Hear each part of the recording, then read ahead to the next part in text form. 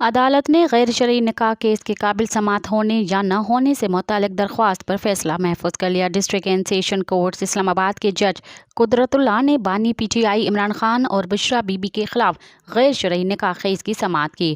Bushra be be کے سابق شوہر خاور مانیکا نے عدالت میں حاضری لگوائی۔ خاور مانیکا کے وکیل رضوان عباسی بھی عدالت میں پیش ہوئے۔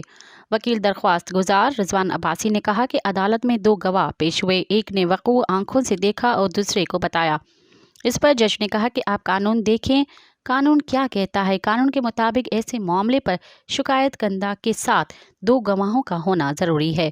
قانون کے نزدیک شرائط پوری ہونا ضروری ہے۔ مزید خبرن ऐं तफ़सीलात लाइ विज़िट कयो असांजी वेबसाइट www.awamiNewsHD.com ऐं ॾिसंदा रहो अवामी न्यूज़ HD।